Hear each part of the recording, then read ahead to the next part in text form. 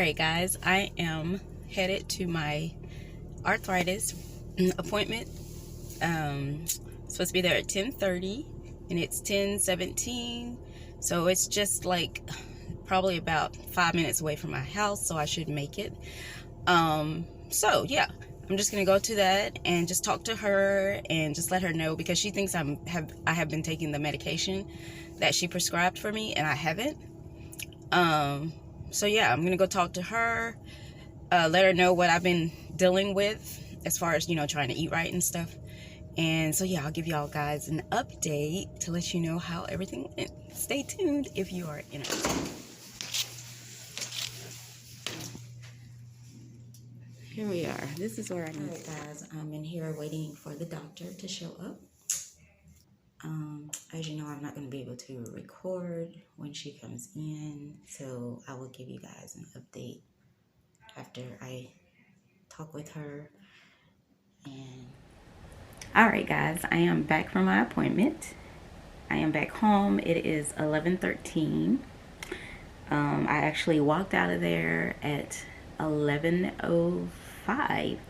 So yeah, that was like one of the quickest doctor's appointments I've ever been to. But it went really well. She was very attentive to what I was saying, and she respected my decision to just hold off on taking the medication, because I had brought her up to date of things got so bad that my husband had to, get a wheelchair and a walker for me. So I explained to her my concern.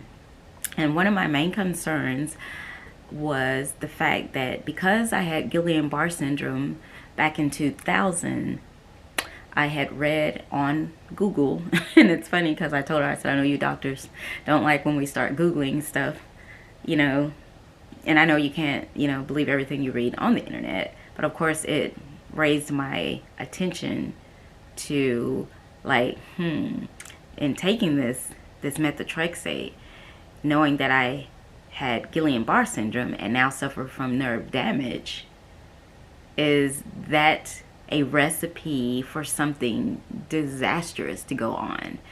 So that was the thing that I was, pondering.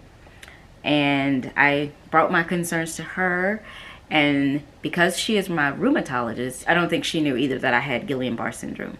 But because when I had that, like I say, that was back in 2000, and those doctors, I don't even remember, but basically I just felt like, well, doctors are aware of Guillain-Barré syndrome, so all I need to let them know is that I had Guillain-Barré syndrome. So that's basically the doctors I have now. They just know that I had it, but they're not the doctors that treated me when I had it. So she didn't know I had it, and I felt like, okay, I need to let her know this, because it's not just rheumatoid arthritis. I suffer from neuropathy, because from having Guillain-Barré syndrome, there are a lot of things that I can't do. I've suffered damage from that. Now, it doesn't stop me from just doing things, because I'm a nurse assistant and I'm able to do stuff, but some things that I do, I may do it a little slower, and then some things it's just really difficult to do.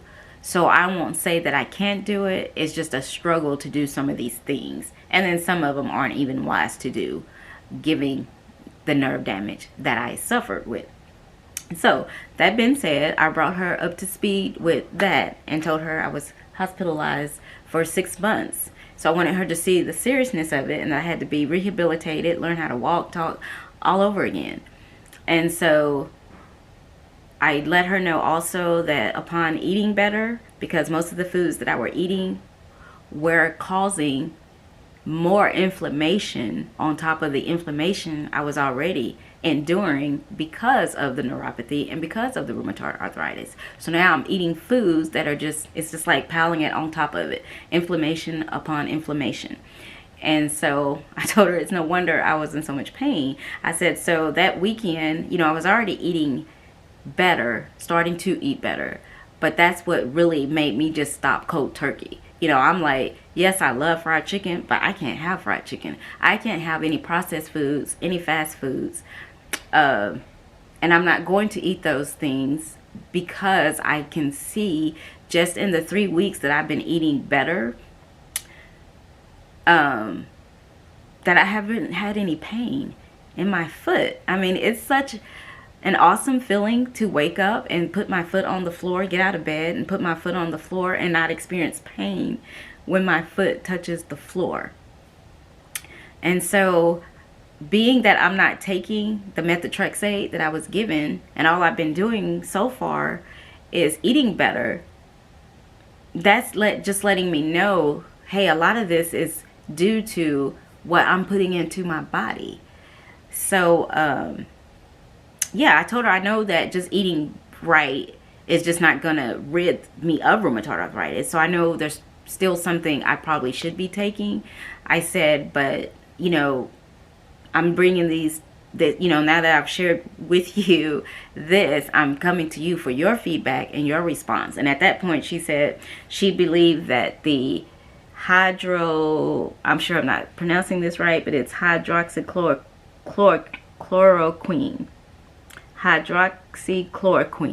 Chloroquine.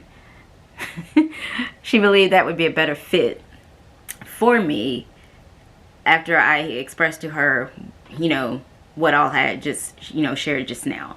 So I appreciated the fact that she listened to what I had to say. She didn't interrupt, but I could tell she was in agreement with what I was saying because she was nodding her head and stuff. And I think she could appreciate the fact that I took the time to look this stuff up. And even though you can't believe everything you do see on the internet, there are some reliable sources out there. And so it's still a good thing to just research and just know where you at, know where you stand. You know, it's probably a good practice to not just let a doctor just tell you things, but for you to have knowledge of your situation and what's going on with you. It's like, you know, even with my patients where I work, if I take a blood pressure and it's low or high, I may ask them, is this your normal blood pressure? And some of them just won't have a clue. I don't know.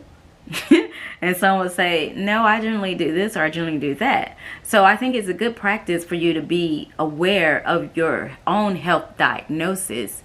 So when a doctor is sharing with you, you're not just taking what he's saying as the gospel, but you can like maybe say, yeah, I hear what you're saying, doctor, but when I do this, this happens, you know, yada yada.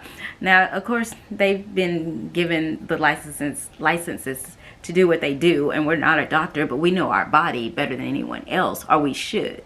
So that's what I'm saying in respect to that. But so I'm about to start this new medication. She said it was less toxic, so that already sounded better in my ear. And it had less side effects. So yeah, I'm excited that I was able to go in there and give her my thoughts, and she take the time to listen, and she respected my decision, and she didn't try to, you know, go a different direction as far as to say, yeah, Karen, but, you know, you still need to, you know, she just, you know, respected my choice, and I appreciated that. And then in regards to the FMLA form that I was, you know, concerned about what she signed because I wasn't taking the methotrexate and stuff, well, I told her I wanted to have her put that in her file.